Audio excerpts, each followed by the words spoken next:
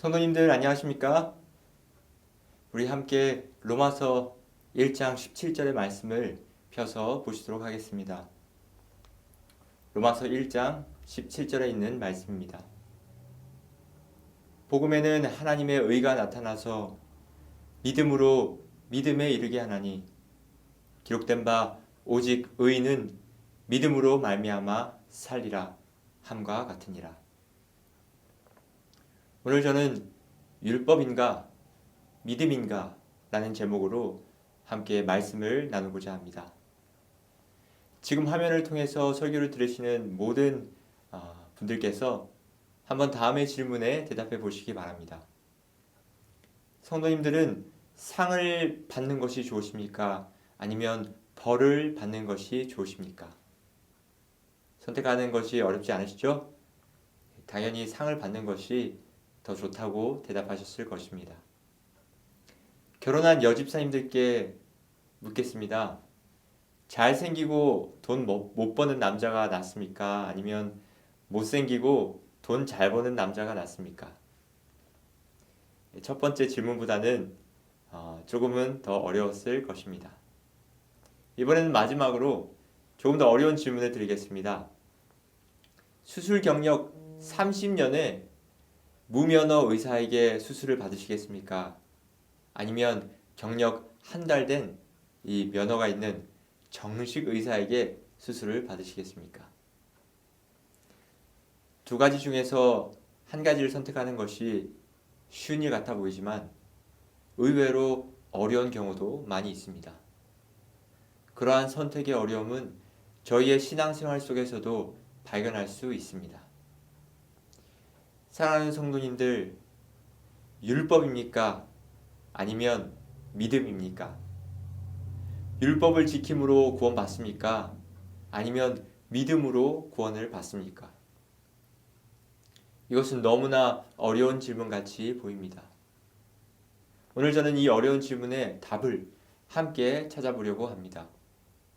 오늘 이 시간을 통해서 믿음으로 말미암는 의란 무엇인지 그 의미를 새롭게 정의하는 시간이 되기를 소망합니다. 우리는 이 일을 위해서 믿음으로 말미암는 의와 행함으로 말미암는 의가 가장 격심하게 대립했던 한 역사적 사건의 지점에서 출발할 필요가 있습니다. 예수 그리스도의 탄생과 죽음과 부활을 통해 탄생한 이 초대교회는 오랜 기간의 핍박 속에서도 진리를 수호하며 성경의 가르침대로 살아가기를 아주 힘썼습니다. 그런데 어느 순간부터 아마도 기독교가 로마의 국교가 된 다음부터 조금씩 교회는 타락하기 시작했습니다. 그 중에서도 가장 큰 문제점은 성경에 대한 접근이 특정 부류에게 제한되어 있었다는 사실입니다. 성경에 대한 접근은 오직 교황 및 사제들에게 허용되었고 일반 신자들은 그들을 통해서만 성경 말씀을 접할 수 있었습니다. 로마 교회는 점차 성경을 자신들의 이익에 맞게 해석하기 시작했습니다. 성경보다는 자신들이 만들어낸 전통을 더욱더 중시했습니다. 예수 그리스도를 믿는 믿음으로 죄를 용서받고 구원받는다는 것에 대한 이해는 희미해졌고 행위와 노력으로 구원을 얻을 수 있다는 생각이 편만해졌습니다. 심지어 돈을 내면 이 죄를 용서받을 수 있다고 하는 면죄부를 파는 상황까지 이르렀습니다. 이것이 종교개혁이 발생하기까지의 역사적 정황에 대한 저의 이해입니다. 이런 상황 가운데서 루터, 칼빈을 비롯한 많은 종교개혁자들은 사람은 행위, 노력, 고행을 통해서 구원을 받을 수 있는 것이 아니라 오직 예수 그리스도를 믿는 믿음으로 구원받는다는 사실을 외쳤습니다. 그들의 주장은 전적으로 성경을 기반으로 한 것들이었습니다.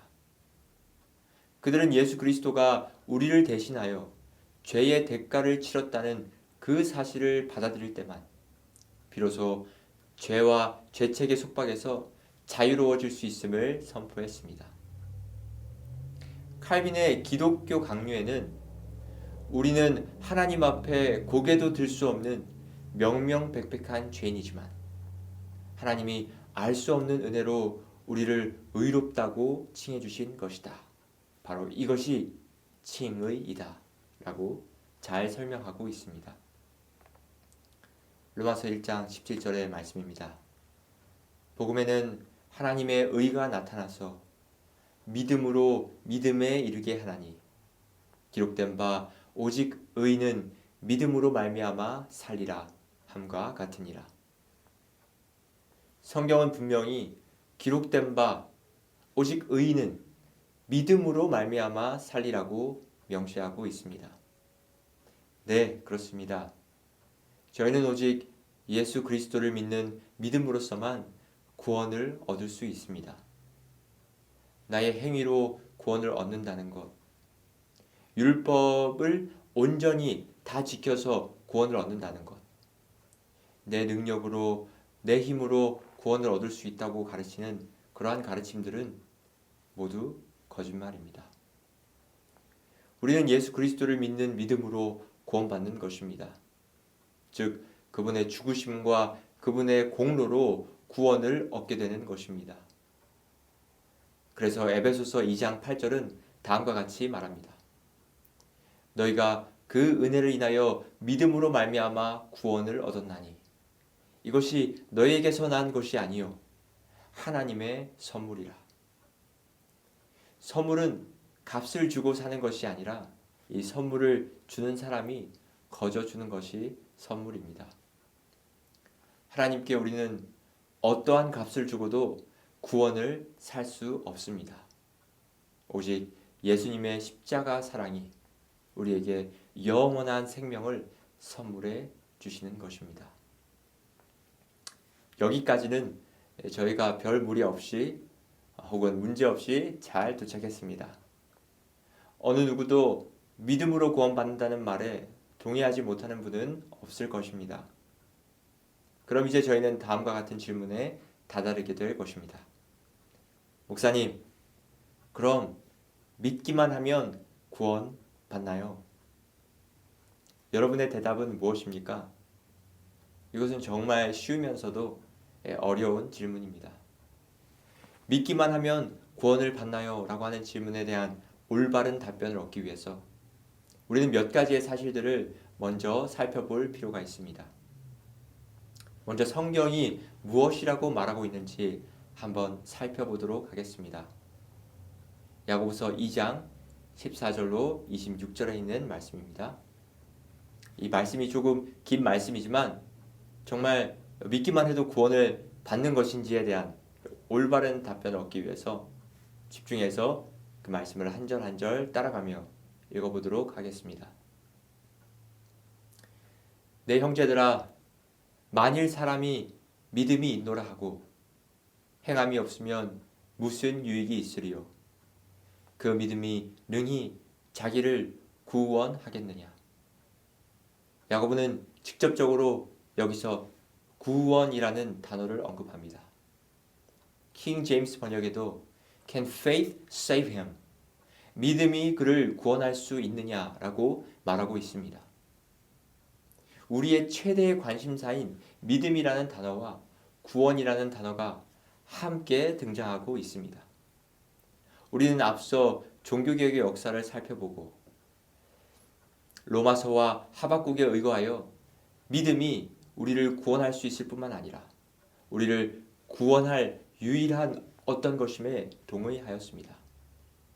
그런데 야고보서 2장 14절은 그 믿음이 능히 자기를 구원하겠느냐라고 반문합니다. 성경은 서로 모순되는 말을 하는 것일까요? 계속해서 야고보서 2장의 말씀을 읽어보도록 하겠습니다.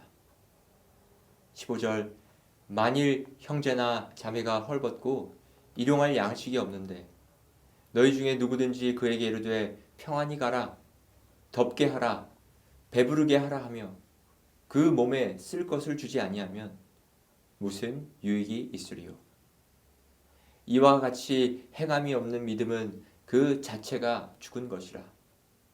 어떤 사람은 말하기를 너는 믿음이 있고 나는 행함이 있으니 행함이 없는 내 믿음을 내게 보이라. 나는 행함으로 내 믿음을 내게 보이리라 하리라.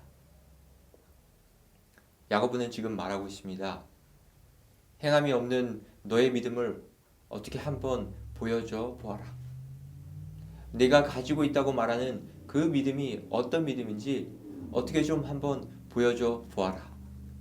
나는 나의 행함으로 내 믿음을 내게 보이리라 하리라. 이것이 무슨 말입니까? 우리는 종종 교회에서 신실하다고 생각했던 혹은 믿음이 아주 좋다고 생각했던 목사님이나 장로님이나 집사님에게서 아주 실망스러운 모습을 발견한 뒤에 다음과 같은 말을 해보았거나 들어보았을 것입니다. 아니, 이 믿는 사람이 어떻게 저럴 수가 있어? 믿는 사람이 더하네. 믿음이 있다더니 어떻게 저럴 수가 있을까?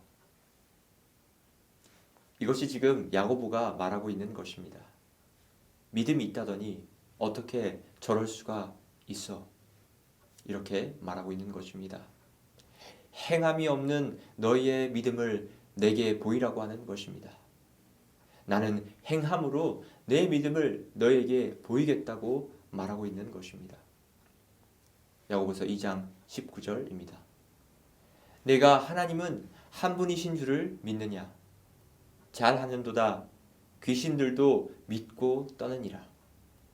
아, 허탄한 사람아, 행함이 없는 믿음이 헛것인 줄을 알고자 하느냐? 야고보는 귀신들도 하나님은 한 분이신 줄을 믿는다라고 말하고 있습니다. 귀신들도 하나님을 믿고 떤다고 하는 사실을 말하는 것입니다. 즉, 귀신들도 믿음이 있다고 하는 사실입니다. 야고보는 지금 귀신들이 가진 그 믿음 또한 그가 지금 지적하고 있는 행함이 없는 믿음 혹은 진짜 믿음이 아닌 그와 같은 부류의 믿음인 것을 설명하고 있습니다. 계속하여 야고보서 2장 21절의 말씀입니다. 우리 조상 아브라함이 그 아들 이삭을 제단에 바칠 때에 행함으로 의롭다 하심을 받은 것이 아니냐. 내가 보거니와 믿음이 그의 행함과 함께 일하고 행함으로 믿음이 온전하게 되었느니라. 이에 성경에 이른바 아브라함이 하나님을 믿으니 이것을 의로 여기셨다는 말씀이 이루어졌고 그는 하나님의 벗이라 칭함을 받았나니 이로 보건대 사람이 행함으로 의롭다 하심을 받고 믿음으로만은 아니니라. 야고보는 24절에 그야말로 아주 충격적인 발언을 하고 계십니다. 사람이 행함으로 의롭다 하심을 받고 믿음으로만은 아니니라.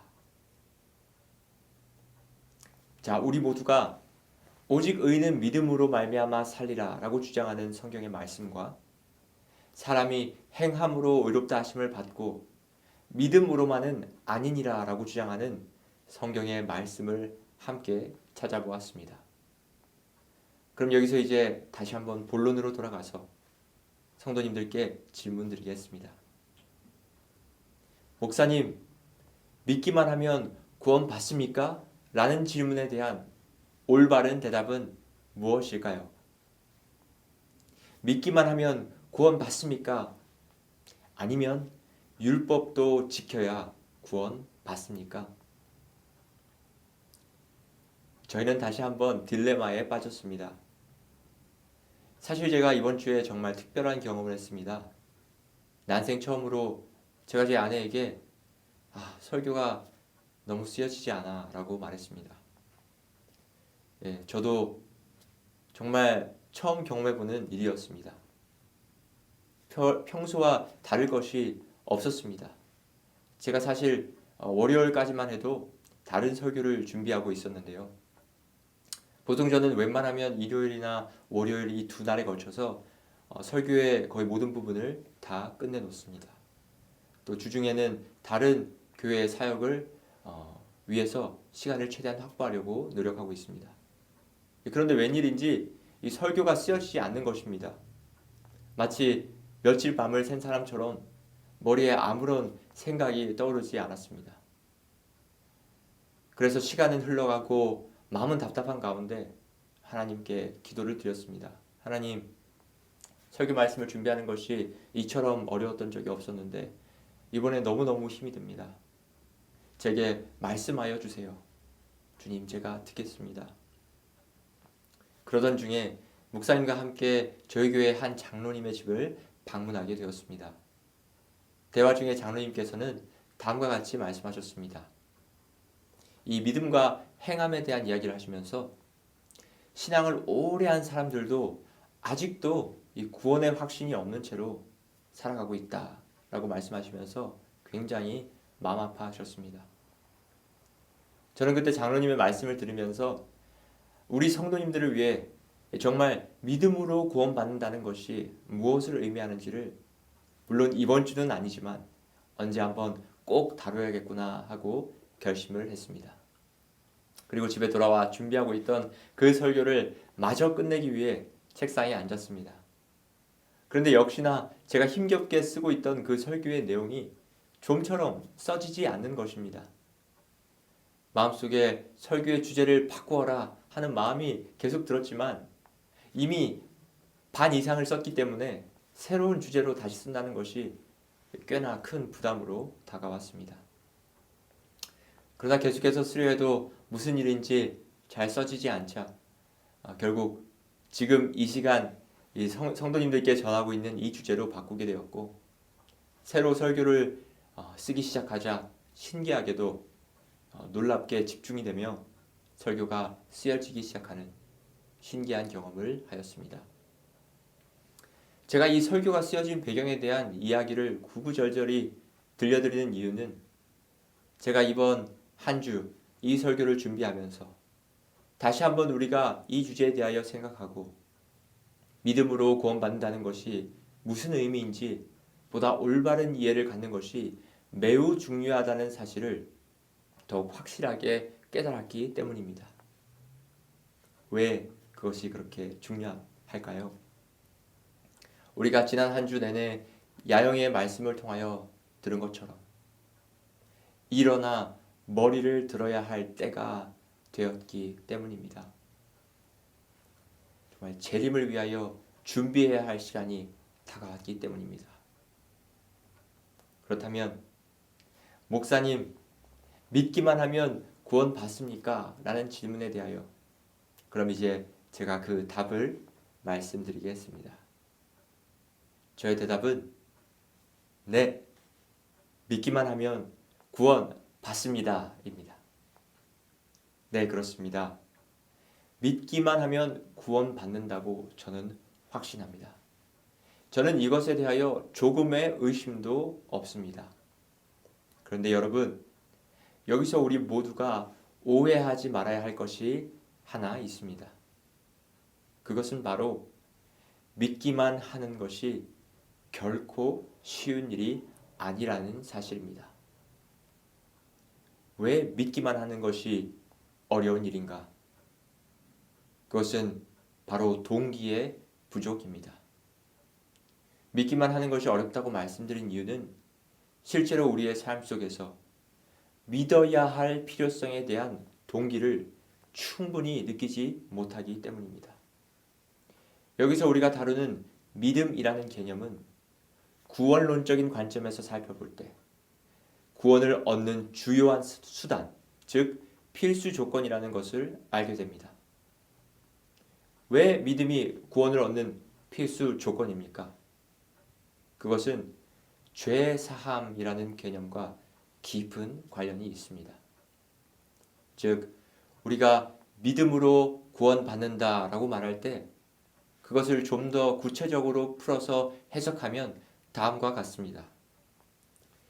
예수님께서 우리의 모든 죄를 십자가 희생을 통하여 용서해 주셨다는 것을 믿음으로 구원받습니다. 즉 성경에서 믿는다는 것을 구원론적인 관점에서 생각할 때만큼은 즉 우리의 구원과 관련하여 생각할 때만큼은 용서라는 개념과 직접적인 연결을 이루게 되는 것입니다. 이것이 바로 성소의 뜰에서 행해지는 개념입니다. 믿음으로 어린 양을 가지고 제단 앞으로 나오는 자는 장차 오실 메시아의 죽음을 통한 죄 사함, 즉 용서를 믿는 믿음으로 어린 양을 잡는 것입니다. 정리하면 믿는다는 것은 다른 말로 용서함을 받는다는 이야기입니다. 예수님을 믿는다는 것은 예수님을 통하여 용서함을 받는다는 것을 의미하는 것입니다. 최소한 구원론적인 관점에서 그렇습니다. 물론 예수님께서 우리에게 일용할 양식을 주실 것을 믿는 것도 성경이 말하는 믿음입니다. 예수님께서 우리의 기도를 들어주실 것을 믿는 것도 성경이 말하는 믿음입니다. 그러나 오직 의인은 믿음으로 말미암아 살리라 라고 말할 때 그 믿음은 죄 사함을 받는 경험, 용서함을 받는 경험을 의미하는 것이고, 다시 말하면 믿음으로 말미암는 의라고 하는 것은 그 개념 자체가 바로 십자가 아래서 경험하는 용서의 경험을 의미하는 것입니다. 그렇기 때문에 목사님, 믿기만 하면 구원을 받을 수 있나요? 라는 질문에 저는 스스럼 없이 네, 그렇습니다. 믿기만 하면 구원을 받습니다. 라고 말할 수 있습니다.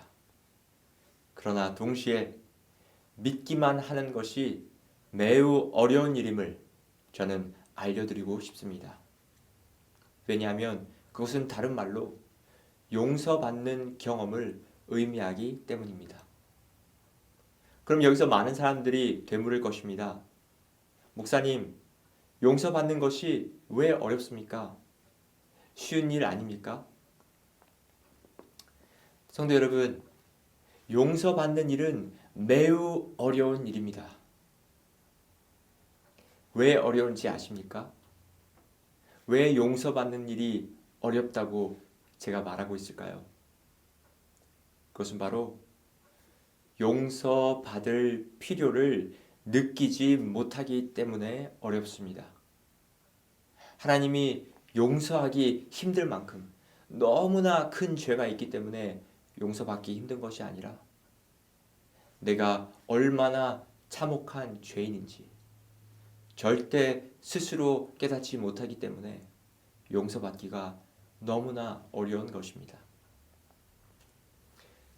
C.S. 루이스는 그의 책 순전한 기독교에서 다음과 같이 말을 하였습니다. 사실 회개는 선한 사람이 할 수 있는 일입니다. 바로 여기에 함정이 있습니다. 정작 회개가 필요한 사람은 악한 사람인데 완전한 회개는 선한 사람만 할 수 있으니 말입니다. 여러분이 악해질수록 회개의 필요성은 점점 더 커지고 회개할 수 있는 능력은 점점 더 적어집니다. 완전하게 회개할 수 있는 유일한 사람은 회개할 필요가 없는 사람뿐입니다. C.S. 루이스는 사실 이 회개라는 것도 선한 사람이 할 수 있는 것이라는 사실을 말하고 있습니다. 너무 두려운 사실이지 않습니까? 우리는 누가복음 18장에 나타난 바리새인과 세리의 기도하는 장면에서 우리는 C.S. 루이스의 말의 의미가 무엇인지 조금 더 분명하게 이해할 수 있습니다. 바리새인은 하나님께 기도를 드리며 자신이 저 세리와 같이 아니함을 감사하는 그러한 기도를 드렸습니다. 그의 기도에는 회개함이 없었습니다. 그래서 그의 기도에는 용서함을 받는 경험이 없었습니다. 예수님은 그런 자들을 향하여 너희가 주여 주여 하며 내 이름으로 병도 고치고 귀신도 떠나게 했지만 나는 너를 도무지 알지 못한다고 말씀하실 것입니다. 죄의 용서함을 받지 않고서 하나님의 보좌에 이를 수 있는 사람은 단 한 사람도 없습니다. 반대로 세리의 기도는 하나님의 긍휼을 구하는 기도였습니다. 그는 감히 눈을 들어 하늘을 쳐다보지도 못하고 가슴을 치면서 자신이 죄인이라고 고백하였습니다. 하나님이여 불쌍히 여기소서 나는 죄인이로소이다. 세리는 죄 사함의 경험, 용서받는 경험을 하고 있습니다. 사랑하는 성도 여러분, 오직 의인은 믿음으로 말미암아 살리라 라는 말이 바로 이 세리에게 적용되는 말씀입니다. 저는 오늘 우리 모두에게 묻고 싶습니다. 우리는 매일 용서받는 경험을 십자가 아래에서 하고 있습니까? 우리는 우리 자신이 매일매일 용서받아야 할 사람임을 깨닫고 있으며 매일매일 용서받기 위해 하나님께 세리와 같은 마음으로 그분의 긍휼을 구하는 마음으로 그분께 나아가고 있습니까? 우리가 우리의 잠들기 전의 순간이 용서를 경험한 이 세리의 심정과 같지 않다면, 용서받은 기쁨으로 잠들지 않고 있다면, 그저 바쁜 삶에 지치고 찌들어 내가 죄인인 것도 모른 채 용서받을 의향도 뜻도 없이 그저 잠들어 버리고 있다면, 그저 그렇게 또 다른 아침을 맞이하고 있다면 우리는 믿음으로 말미암는 의를 경험하고 있지 않습니다. 목사님, 그럼 저에게 희망이 없습니까? 아니요. 희망이 있습니다. 우리가 이 용서의 경험을 받으며 믿음으로 살아갈 방법이 있습니다. 그 방법을 오늘 소개해 드립니다. 그것은 바로 율법입니다. 하나님이 그래서 우리에게 율법을 주신 것입니다. 율법을 지켜 행하도록 명하신 것입니다. 행함이 필요한 것입니다. 율법은 우리를 그리스도께로 인도하는 몽학 선생이라고 바울은 갈라디아서 3장에서 말하고 있습니다. 우리는 율법을 열심히 지켜야 합니다. 우리는 최선을 다해 하나님의 뜻이 무엇인지 분별하며 그 뜻에 순종하기 위하여 기도하며 최선을 다해 살아가야 합니다. 히브리서는 말합니다. 너희가 죄와 싸우되 아직 피 흘리기까지는 대항하지 아니하고. 우리는 죄와 싸우지만 피 흘리기까지 싸우지 않았습니다. 우리는 피 흘리기까지 죄와 싸워야 하는 것입니다. 율법을 열심히 지켜야 합니다. 왜 그렇습니까? 율법이 우리를 구원하기 때문입니까? 아닙니다. 율법을 열심히 지키는 이유는 그래야 우리가 죄인인 것을 진정으로 깨달을 수 있기 때문입니다. 그래야 우리가 받을 벌 때문에 정말 두려워서, 그 받을 벌이 두려워서 회개하는 회개가 아닌 진정한 참회의 눈물을 흘릴 수 있게 되는 것입니다. 율법은 우리를 정죄합니다. 그러나 여러분, 우리는 날마다 정죄받아야 합니다. 정죄받아야 날마다 그리스도가 내게 필요한 존재라는 것을 깨닫게 됩니다. 여러분, 사단은 종교개혁 이후 이 진리를 간과하도록 만들었습니다. 구원받는 일, 그것은 너무나 쉬운 일입니다. 성도님 여러분, 이것은 하나님의 선물입니다. 우리가 그저 해야 하는 일은 내가 죄인인 것을 깨닫는 일, 그것만 하면 되는 것입니다. 말씀 가운데로 지금 함께 나아갑시다. 그리고 그것을 지키며 순종하기 위하여 부단히 애쓰십시오. 실패해도 좋습니다. 율법을 통하여 완전한 삶을 이루지 못한다 해도 좋습니다. 그러나 한 가지 중요한 사실은 그러한 삶을 통해 우리는 하나님 앞에 날마다 용서받는 경험을 하는 것이 중요합니다. 죄 사함의 경험, 용서함을 받는 경험이 있으십니까? 죄 용서함을 예수 이름으로 구하는 자에게 구원은 보장된 것입니다. 율법을 우리에게 주신 것은 참으로 큰 축복이 아닐 수 없습니다. 십계명이 없었다면 이스라엘 백성들이 자신의 잘못을 깨닫고 어린 양을 잡아 죄 사함을 받는 그러한 경험은 불가능했을 것입니다. 우리에게 율법을 주신 것은 정말 그야말로 최대의 희망입니다. 하나님의 율법만이, 그분의 말씀만이 우리가 날마다 십자가 아래에서 용서함을 받는 경험을 하도록 인도할 것입니다.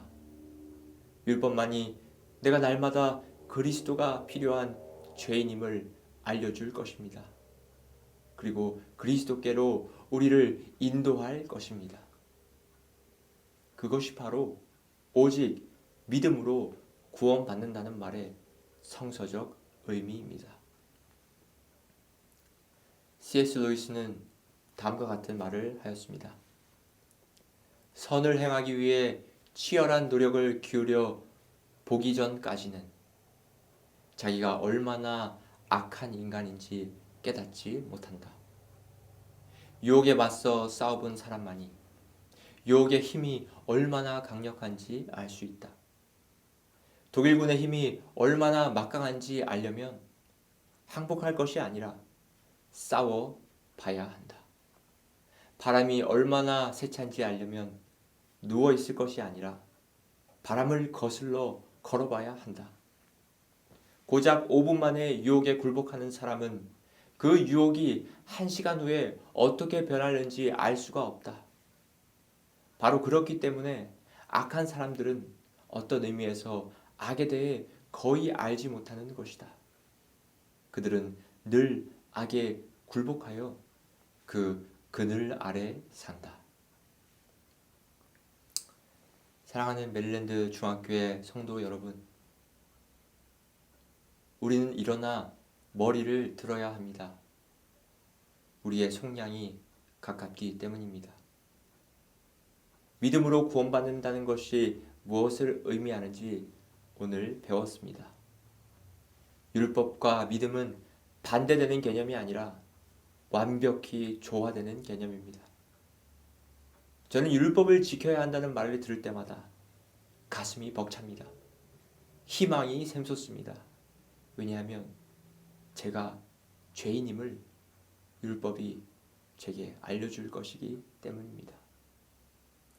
하나님의 말씀에 순종하기를 자기 목숨처럼 하는 사람은 그리스도의 용서하는 은혜 없이는 단 하루도 살 수 없음을 매일 깨닫게 될 것이며, 매일 깨닫고 회개하는 사람은 매일 용서받게 될 것이며, 매일 용서받는 사람은 즉 심령이 가난한 자는 복이 있나니 영원한 천국이 그들의 것이 될 것입니다.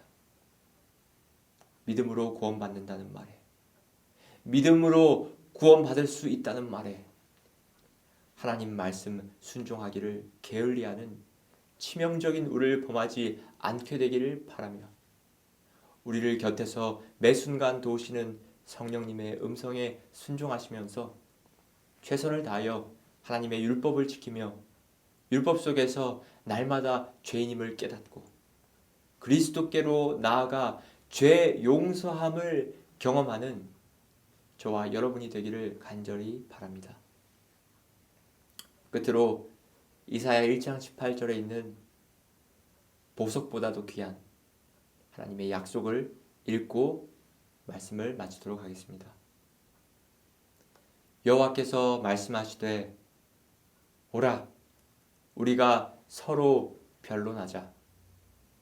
너희 죄가 주홍 같을지라도 눈과 같이 희어질 것이요 진홍같이 붉을지라도 양털같이 되리라. 주홍같이 붉은 죄를 눈처럼, 양털처럼 희게 해주실 예수님의 보혈의 능력을 믿으십니까? 오직 의인은 이 사실을 믿음으로 말미암아 영원한 생명에 참여하게 될 것입니다. 하나님의 사랑과 은혜가 구원하시는 그 보혈의 능력이 오늘 저와 우리 모든 성도님들의 가슴 속에 구원의 확신과 기쁨으로 채워주실 것을 하나님의 이름으로 축원합니다. 다 함께 기도하시겠습니다. 사랑 많으신 아버지 하나님, 매일의 삶을 지켜주시고 인도해 주셔서 감사합니다. 아버지, 하나님을 모르는 사람처럼 살아갈 수 있었지만은 하나님 우리를 기억해 주셔서 우리를 구원해 주시고 예수님의 이름 안에서 소망을 갖고 살아가도록 하시니 감사합니다. 아버지, 저희가 붙잡은 이 소망을 끝까지 놓지 않고 저희들이 열심히 주님의 말씀에 순종할 때마다 우리의 부족함을 느낄 때는 예수님 앞으로 곧장 달려와 주님의 보혈의 피로 정결함을 입게 되는, 그래서 구원의 확신 속에 힘차고 기쁘게 살아가도록 주님 인도하여 주시옵소서. 하나님 우리를 구원하시고 영원한 생명으로 초대하신 그 은혜를 감사드리며 예수님의 이름으로 간절히 기도합니다.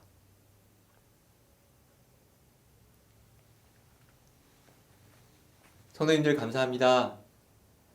요즘 날씨도 많이 더운데